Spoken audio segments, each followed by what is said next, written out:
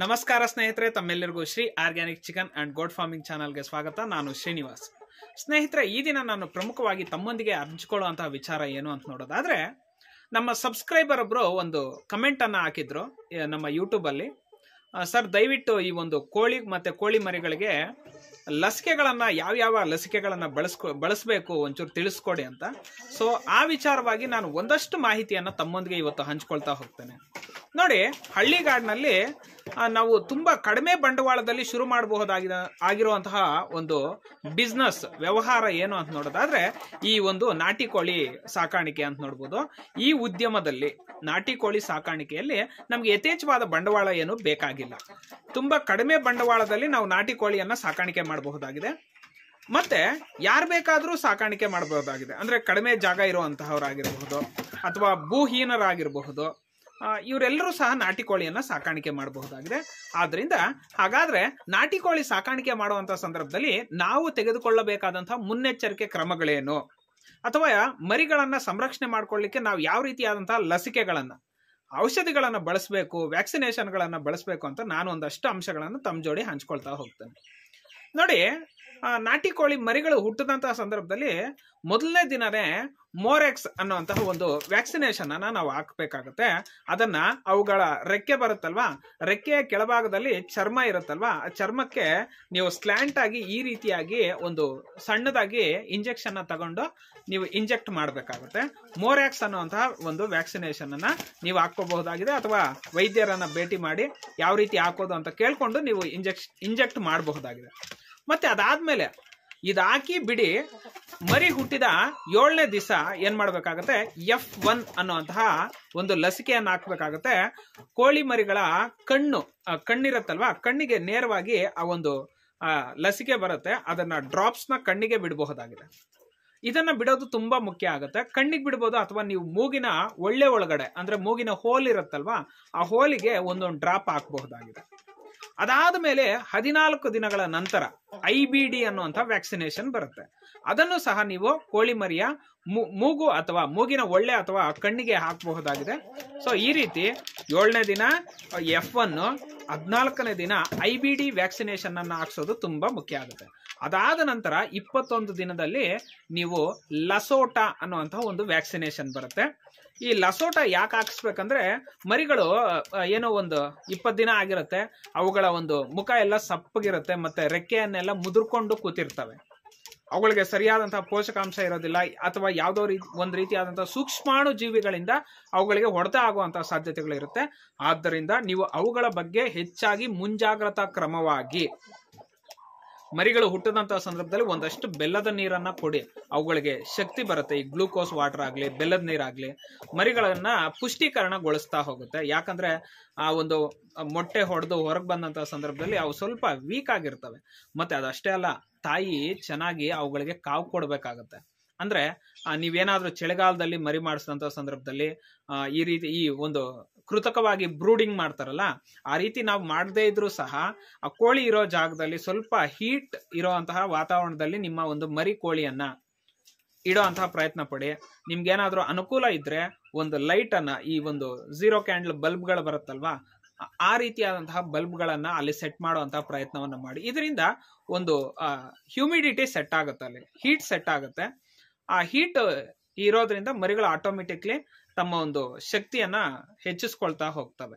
ತಾಯಿ ಹೀಟ್ ಕೊಡೋದು ಒಂಥರ, ಬ್ರೂಡಿಂಗ್ ಕೊಡೋದು ಒಂಥರ, ನಾವು ಸ್ವಲ್ಪ ಹೆಲ್ಪ್ ಮಾಡೋದು ಬೆಟರ್ ಅನ್ನೋದು ನನ್ನ ಒಪಿನಿಯನ್. ಅದಾದ ನಂತರ ನೋಡಿ, ಆಯ್ತು 21ನೇ ದಿನ ಲಸೋಟ ಕೊಟ್ವಿ, ಮರಿಗಳು ಚೆನ್ನಾಗಿದಾವೆ, ಬಿಟ್ಬಿಡೋಣ ಅನ್ನೋದಾದ್ರೆ ಅದಷ್ಟೇ ಅಲ್ಲ, ನೀವು ನಿಮ್ಮದೇ ಲೋಕಲ್ ಅಲ್ಲಿ ಸಿಗಬಹುದಾದಂತ ಒಂದಷ್ಟು ಅಂಶಗಳನ್ನ ಬಳಸ್ಕೊಳ್ಳೋದು ಮುಖ್ಯ. ಈ ಬೆಳ್ಳುಳ್ಳಿ ಆಗಿರ್ಬೋದು, ಶುಂಠಿ ಆಗಿರ್ಬೋದು, ಮರಿ ಏನ್ ಮೇವು ತಿನ್ನುತ್ತೆ ಅದ್ರೊಳಕ್ಕೆ ಮಿಕ್ಸ್ ಮಾಡಿ ಕೊಡೋದ್ರಿಂದ ಅದರ ಒಂದು ಏನು ರೋಗ ನಿರೋಧಕ ಶಕ್ತಿ ಅಂತ ಏನ್ ಕರಿತೀವಿ ಅದು ಜಾಸ್ತಿ ಆಗ್ತಾ ಹೋಗುತ್ತೆ. ರೋಗ ನಿರೋಧಕ ಶಕ್ತಿ ಜಾಸ್ತಿ ಆಗ್ಬೇಕಂದ್ರೆ ನಮ್ಮಲ್ಲಿ ಸಿಗೋ ಅಂತಹ ಪ್ರಾದೇಶಿಕವಾಗಿ ಸಿಗೋ ಅಂತಹ ಒಂದಷ್ಟು ಏನು ನಾಟಿ ಒಂದು ಔಷಧಿಗಳನ್ನ ಕೊಡೋದು ತುಂಬಾ ಮುಖ್ಯ ಆಗುತ್ತೆ. ಇದೇನೋ ನಿಮ್ಗೆ ಹೆಚ್ಚಾಗಿ ಖರ್ಚು ತಗಲೋದಿಲ್ಲ.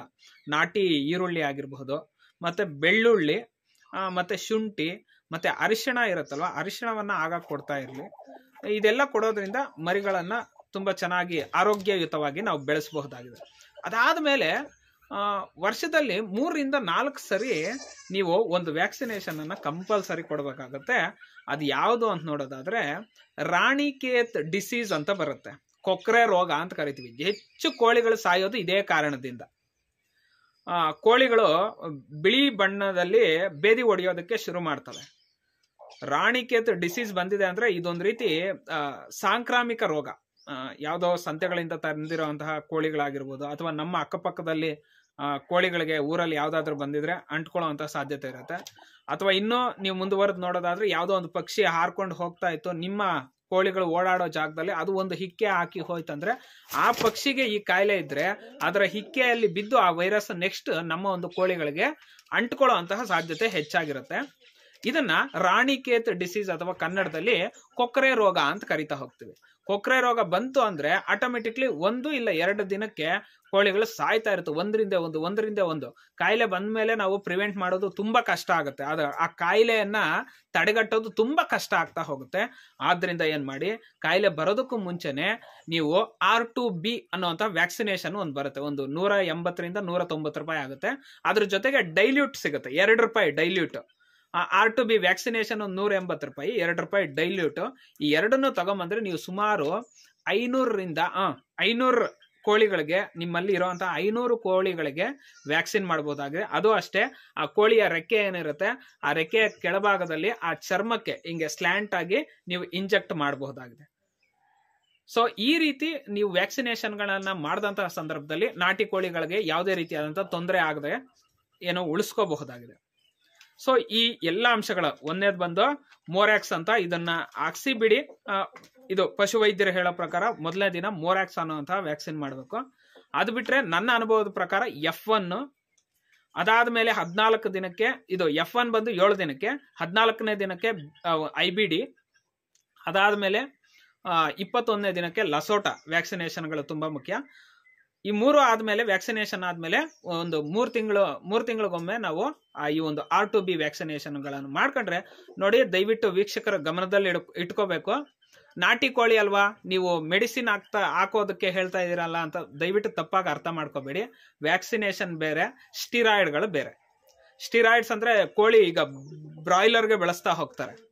ಈ ಒಂದು ಬ್ರಾಯ್ಲರ್ ಅಥವಾ ಇನ್ನೇನು ನಮ್ಮ ಒಂದು ಬಿಳಿ ಬಣ್ಣದ ಕೋಳಿಗಳು ಬರ್ತಾವಲ್ಲ, ಆ ಕೋಳಿಗಳಲ್ಲಿ ಏನ್ ಮಾಡ್ತಾರೆ, ಬೇಗ ವೆಯ್ಟ್ ಗೇನ್ ಆಗ್ಲಿ, ಒಂದು 45 ದಿನಕ್ಕೆ 48 ದಿನಕ್ಕೆ ವೆಯ್ಟ್ ಗೇನ್ ಜಾಸ್ತಿ ಆಗ್ಲಿ ಅಂತ ಹೇಳ್ಬಿಟ್ಟು ಸ್ಟಿರಾಯ್ಡ್ಗಳನ್ನ, ವೆಯ್ಟೇಜ್ ಜಾಸ್ತಿ ಆಗೋದಕ್ಕೆ ಸ್ಟಿರಾಯ್ಡ್ಗಳನ್ನು ಕೊಡ್ತಾರೆ.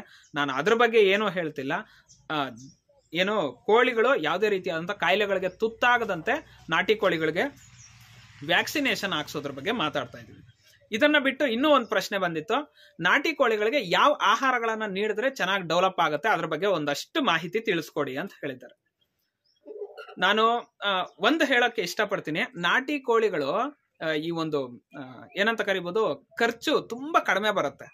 ಯಾವ ತರ ಅಂದ್ರೆ, ನಮ್ಮ ನಾಟಿ ಕೋಳಿಗಳು ಬೈಲು ಆಶ್ರಯಿಸ್ತವೆ ಮೇವಿಗೆ. ಏನು ಹುಳ ಉಪ್ಪಟೆ ತಿಂತವೆ, ಹುಲ್ಲು ತಿಂತವೆ, ಮತ್ತೆ ಈ ಒಂದು ಕಿಚನ್ ವೇಸ್ಟ್ ಅಂತ ಕರಿತೀವಿ. ಯಾವ ಸಿಕ್ಕಿದ್ರೆ ಆ ರೀತಿಯಾದಂತಹ ನಮ್ಮ ಒಂದು ಅಡಿಗೆ ಮನೆಯ ವೇಸ್ಟೇಜ್ ಆಹಾರಗಳನ್ನ ನೀವು ಕೊಟ್ಟು ಮೇಯಿಸಬಹುದಾಗಿದೆ. ಈ ತರ ಹೊರಗಡೆ ಮೇಯ್ಕೊಂಡಿರ್ತವೆ. ಇದೆಲ್ಲ ಆಗೋಯ್ತು, ನಾನು ಒಂದು 100 ಕೋಳಿ ಮೇಯಿಸಿದ್ದೀನಿ ಅಥವಾ 500 ಕೋಳಿ ಮೇಯಿಸಿದ್ದೀನಿ, ನನಗೆ ಈ ತರದ ಆಹಾರ ಸೆಟ್ ಆಗಲ್ಲ ಅಂತ ನೋಡೋದಾದ್ರೆ, ನಿಮ್ಮ ಹತ್ರ ಏನಾದ್ರೂ ಒಂದು 2-3 ಹಸುಗಳಿದ್ರೆ ಆ ಸಗಣಿ ಬರುತ್ತಲ್ವಾ, ಸಗಣಿಯನ್ನು ಒಂದು ಜಾಗಕ್ಕೆ ಹಾಕ್ಬಿಡಿ. ಜಾಗಕ್ಕೆ ಹಾಕ್ಬಿಟ್ಟು ಅದ್ರ ಮೇಲೆ ಏನಾದ್ರೂ ಮುಚ್ಚಿಬಿಡಿ.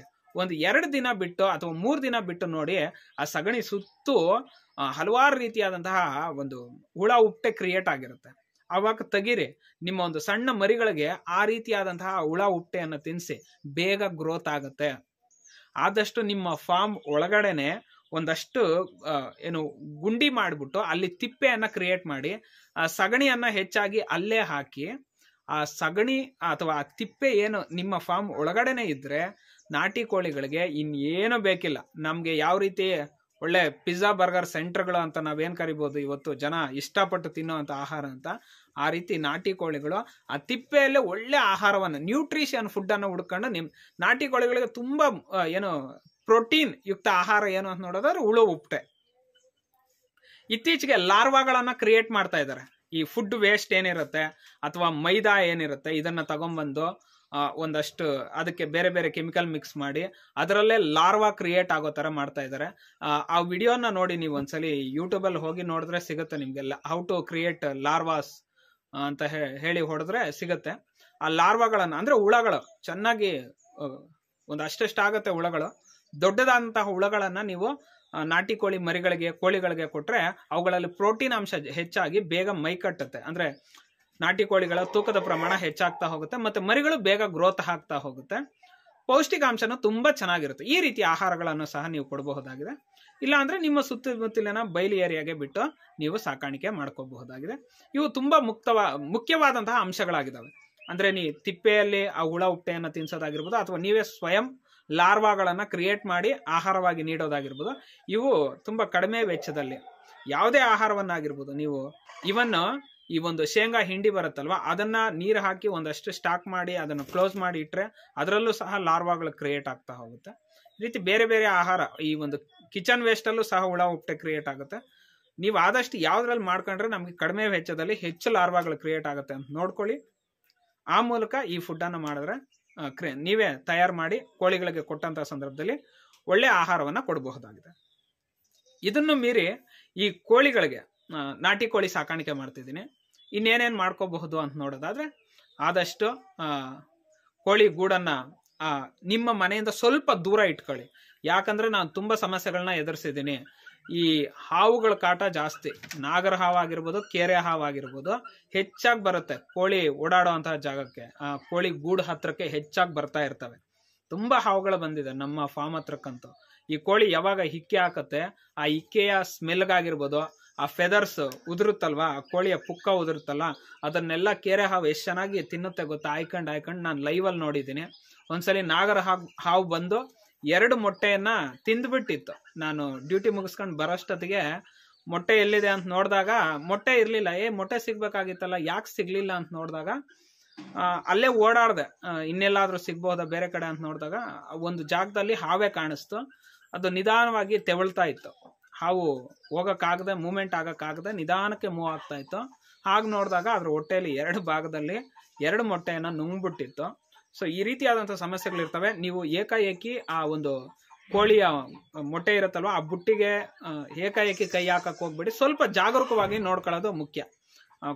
ನಮ್ಮ ಕೋಳಿಗಳು ಮೊಟ್ಟೆ ಇಡುವಂಥ ಜಾಗದಲ್ಲಿ ನೈಟಲ್ಲಿ ಹೋಗಿ ಕೈ ಹಾಕುವಂಥ ಸಾಧ್ಯತೆಗಳು, ಆ ಒಂದು ಏನೋ ಕಾರ್ಯಗಳನ್ನು ಮಾಡಕ್ಕೆ ಹೋಗ್ಬೇಡಿ. ನೈಟಲ್ಲಿ ಕೋಳಿ ಗೂಡು ಹತ್ರ ಹೋಗೋದೇ ತಪ್ಪು ಅನ್ನೋದು ನನ್ನ ಅಭಿಪ್ರಾಯ. ಮತ್ತೆ ಇನ್ನೂ ಬಾಹ್ಯ ಜೀವಿಗಳ ಬೇಜಾನ್ ಬರ್ತಾ ಇರ್ತವೆ. ಈ ಇಲಿಗಳ ಕಾಟ ಇರುತ್ತೆ, ಸ್ವಲ್ಪ ಗೂಡನ್ನ ಕ್ಲೀನಾಗಿ ಕ್ರಿಯೇಟ್ ಮಾಡ್ಕೊಳ್ಳಿ. ಆದಷ್ಟೇ ಅಲ್ಲ, ಹಾವುಗಳಿರ್ತವೆ, ಮತ್ತೆ ಯಗಣ ಬರುತ್ತೆ. ಹೊರಗಡೆಯಿಂದ ನೋಡೋದಾದ್ರೆ ಈ ಒಂದು ಮುಂಗುಸಿ ಕಾಟ, ಕೀರ ಅಥವಾ ಮುಂಗುಸಿ ಕಾಟ ಜಾಸ್ತಿ ಇರುತ್ತೆ. ಇದೆಲ್ಲದರಿಂದನೂ ಸ್ವಲ್ಪ ಕಾಪಾಡ್ಕೊಳ್ಳೋದು. ಮತ್ತೆ ಕಾಡು ಬೆಕ್ಕುಗಳ ಕಾಟನೂ ಜಾಸ್ತಿ ಇರುತ್ತೆ. ಈ ಎಲ್ಲವುಗಳಿಂದ ನಮ್ಮ ಕೋಳಿಗಳನ್ನ ಕಾಪಾಡ್ಕೊಳ್ಳೋದು ನಮ್ಮ ಜವಾಬ್ದಾರಿ. ಇದರಿಂದ ಕಾಪಾಡ್ಕೊಂಡ್ರೆ ಇವತ್ತಿನ ದಿನದಲ್ಲಿ ಮೊಟ್ಟೆ ಮತ್ತೆ ಕೋಳಿಗಳಿಗೆ, ನಾಟಿ ಕೋಳಿಗಳಿಗೆ ಯಥೇಚ್ಛವಾದಂತಹ ಬೇಡಿಕೆ ಇದೆ. ಹಬ್ಬ ಹರಿದಿನಗಳಿಗಂತೂ ಹೆಚ್ಚಾಗಿ ಕೊಂಡ್ಕೊಳ್ತಾರೆ. ಸಾಮಾನ್ಯ ದಿನಗಳಲ್ಲೂ ಸಹ ನಾಟಿ ಕೋಳಿಗಳಿಗೆ ಹೆಚ್ಚಾಗಿ ಬೇಡಿಕೆ ಇದೆ. ನೋಡಿ ಸ್ನೇಹಿತರೆ, ಇದು ಬ್ಯೂಟೆಕ್ಸ್ ಅಂತ ನಿಮ್ಮ ಹತ್ತಿರದ ಎಲ್ಲಾ ಮೆಡಿಕಲ್ ಶಾಪ್ಗಳಲ್ಲಿ ದೊರೆಯುತ್ತೆ. ನಿಮ್ಮ ಕೋಳಿ, ಮೇಕೆ, ಕುರಿ ಇವುಗಳಿಗೆ ಯಾವುಗಳಿಗೆ ಆಗ್ಲಿ, ಕೋಳಿಗೆ ಏನ್ ಬಿದ್ದಂತಹ ಸಂದರ್ಭದಲ್ಲಿ, ಮೇಕೆ ಅಥವಾ ಕುರಿಗಳಿಗೆ ಚಿಗಟೆ, ಉಣ್ಣೆಗಳು ಬಿದ್ದಂತಹ ಸಂದರ್ಭದಲ್ಲಿ ಇದನ್ನ ತಗೊಂಡ್ಬಂದು ಇದು ಒಂದು 5 ರಿಂದ 10 ml ನಷ್ಟು ನೀರಿನಲ್ಲಿ 1 ಲೀಟರ್ ನೀರಿನಲ್ಲಿ ಮಿಕ್ಸ್ ಮಾಡಿ ನೀವು ಕ್ಲೀನ್ ಆಗಿ ಅದಕ್ಕೆ ಹೊಡೆದಂತಹ ಸಂದರ್ಭದಲ್ಲಿ ಕಣ್ಣಿಗೆ ಹೊಡಿಬಾರ್ದು, ಮೂತಿಗೆ ಹೊಡಿಬಾರ್ದು, ಮಿಕ್ಕ ದೇಹದ ಭಾಗಗಳಿಗೆ ಹೊಡೆಯೋದ್ರಿಂದ ಏನಾಗುತ್ತೆ, ನಿಮ್ಮ ಕೋಳಿ ಅಥವಾ ಕುರಿ ಮತ್ತೆ ಮೇಕೆಗಳಲ್ಲಿ ಚಿಗಟೆಗಳ ಕಾಟ, ಹೇನಿನ ಕಾಟ ತಪ್ಪಾಗುತ್ತೆ ಅಂತಲೇ ಹೇಳ್ಬೋದು. ಗಮನಿಸಿ ಹತ್ತಿರದಿಂದ. ಇದು 115 ರೂಪಾಯಿ ಅಥವಾ 120 ರೂಪಾಯಿ ಆಗುತ್ತೆ. ಇದರ ಹೆಸರು ಬ್ಯೂಟೆಕ್ಸ್ ಅಂತ ಹೇಳಿ. ನೀವೇನಾದ್ರೂ ತುಂಬಾ ಇಂಟ್ರೆಸ್ಟ್ ಆಗಿ ನಾಟಿ ಕೋಳಿ ಸಾಕಾಣಿಕೆ ಮಾಡೋ ಕಾರ್ಯವನ್ನು ಕೈಗೆತ್ತಿಕೊಳ್ತಾ ಇದ್ರೆ ಈ ಎಲ್ಲ ಮೆಜರ್ಸ್ ಅನ್ನ ಫಾಲೋ ಮಾಡಿ. ಅದಷ್ಟೇ ಅಲ್ಲ, ನಾಟಿ ಕೋಳಿ ಸಾಕಾಣಿಕೆ ಕುರಿತಾಗಿ ತಮಗೆ ಯಾವುದೇ ರೀತಿಯಾದಂತಹ ಡೌಟ್ ಇದ್ದಂತಹ ಸಂದರ್ಭದಲ್ಲಿ ನಿಮ್ಮ ಪ್ರಶ್ನೆಗಳನ್ನ ಒಂದು ಕಮೆಂಟ್ ಮೂಲಕ ತಿಳಿಸ್ಕೊಡಿ. ಅದರ ಕುರಿತಾಗಿ ನಮಗೆ ತಿಳಿದಿರುವಂಥ ಒಂದಷ್ಟು ಅನುಭವಗಳನ್ನು ತಮ್ಮ ಜೊತೆ ಮುಂದಿನ ವಿಡಿಯೋಗಳಲ್ಲಿ ಶೇರ್ ಮಾಡ್ಕೊಳ್ತಾ ಹೋಗ್ತೇವೆ. ಸಲಹೆಗಳು ತುಂಬಾ ಮುಖ್ಯ ಆಗುತ್ತೆ. ನಿಮಗೂ ನಾಟಿ ಕೋಳಿಗಳ ಬಗ್ಗೆ ಇನ್ನೊಂದಷ್ಟು ಮಾಹಿತಿ ಗೊತ್ತಿದ್ರೆ, ನೀವು ಸಾಕಾಣಿಕೆ ಮಾಡ್ತಾ ಇದ್ರೆ ಕಮೆಂಟ್ ಮೂಲಕ ತಿಳಿಸ್ಕೊಡಿ. ಸೊ ನಿಮ್ಮೆಲ್ಲ ಒಂದು ಕಮೆಂಟ್ಗಳನ್ನು ಸ್ವೀಕಾರಾರ್ಹವಾಗಿ ನಾವು ತಗೊಳ್ತೇವೆ. ಸೊ ಇದಿಷ್ಟು ಇವತ್ತಿನ ಮಾಹಿತಿಯಾಗಿದ್ದು. ಈ ಎಲ್ಲ ಮಾಹಿತಿ ತಮಗೆ ಉಪಯುಕ್ತ ಆಗಿರುತ್ತೆ ಅಂತ ಭಾವಿಸ್ಕೊಳ್ತೀನಿ. ಈ ಮಾಹಿತಿ ತಮಗೆ ಉಪಯುಕ್ತ ಅನಿಸಿದ್ರೆ ನಮ್ಮ Shri organic chicken and goat farming channel ಅನ್ನ ಒಂದು ಲೈಕ್ ಮಾಡಿ, ಅದೇ ರೀತಿ ತಮ್ಮೆಲ್ಲ ಸ್ನೇಹಿತರಿಗೂ ಶೇರ್ ಮಾಡಿ, ನಮ್ಮ ಚಾನಲ್ ಅನ್ನು ಸಬ್ಸ್ಕ್ರೈಬ್ ಮಾಡಿ ಅಂತ ಕೇಳ್ಕೊಳ್ತಾ ಇಲ್ಲಿಗೆ ಈ ಒಂದು ವಿಡಿಯೋವನ್ನು ಮುಗಿಸ್ತಾ ಇದ್ದೇನೆ. ನಮಸ್ಕಾರಗಳು, ಧನ್ಯವಾದ.